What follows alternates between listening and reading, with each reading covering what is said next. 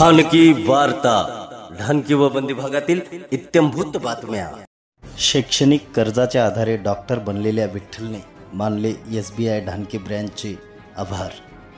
तळागाळातील गोरगरीब विद्यार्थी अमाप फीमुळे उच्च शिक्षणापासून वंचित राहत आहेत, परंतु आता गोरगरीब वंचित सुद्धा या उच्च शिक्षणापासून वंचित राहणार नाहीत। त्यासाठी शैक्षणिक कर्ज ही शासकीय बँकेत सर्वांसाठी सुविधा आहे।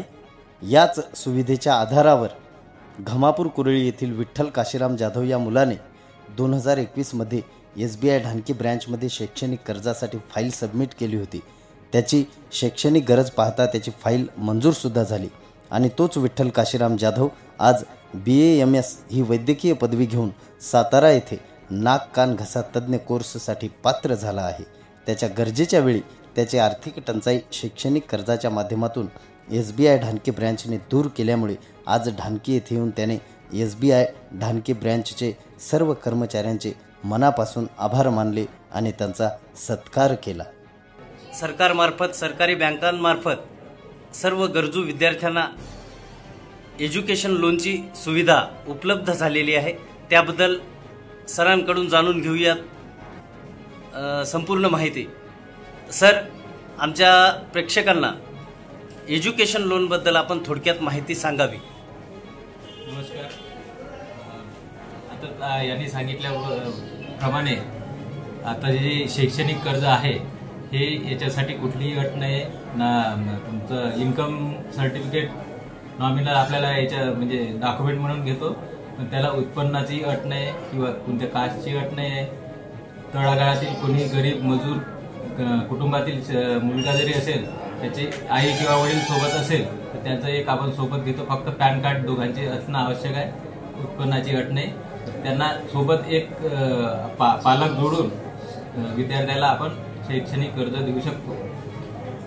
त्याच्यासाठी फक्त एवढंच केलेलं आहे की 7.5 लाखापर्यंत आपल्या बँकेमार्फत जे शैक्षणिक कर्ज देतो त्याला मॉर्गेजची अट नाही, कुठली प्रॉपर्टी किंवा काही तारण ठेवायची गरज नाही। 7.5 लाखाच्या वर जर असेल कर्ज तर त्याला तारण ठेवण्याची गरज आहे। मॅक्झिमम बेसिक कर्ज आपल्याला जे डिमांड असते लोकांची आवश्यकता आहे ती 3-4 लाख किंवा 7.5 लाखापर्यंत मॅक्झिमम पूर्तता होते।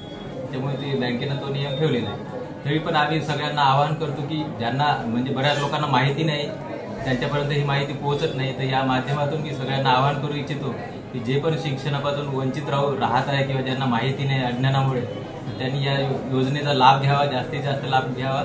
आम्ही आमच्याकडे जे कोणी कर्मचारी येतात त्यांना विचारतो किंवा शेतकरी येतात त्यांना मुलं वगैरे असेल त्यांनाही आम्ही नेहमी सांगतो की त्यांचं जर कधी पुढे भविष्यात मुलांचं शिक्षण घ्यायचं काम पडलं किंवा काही, तर यांनी स्वतःचा सिव्हिल खराब होऊ देऊ नका, कारण त्याच्यामुळे तुमचं पुढचं एज्युकेशन लोन जर मुलांना किंवा नातू कोणी जरी असेल त्यांना घेताना प्रॉब्लेम होऊ शकतो, कारण तुमचं सोबत जोडावं लागतं। आमचं आव्हान एकच आहे की सगळ्यांनी आपलं कर्ज रेग्युलर ठेवावं, भविष्यात कधीही काम पडू शकते आणि जेणेकरून त्यांच्या पाल्याचं पुढे चालून भविष्य उज्ज्वल होईल। गोरगरीब व होतकरू सामान्य कुटुंबातील विद्यार्थ्यांना उच्च शिक्षणाचा लाभ मिळावा याकरिता शैक्षणिक कर्ज हे शासकीय बँकेद्वारा दिले जाते।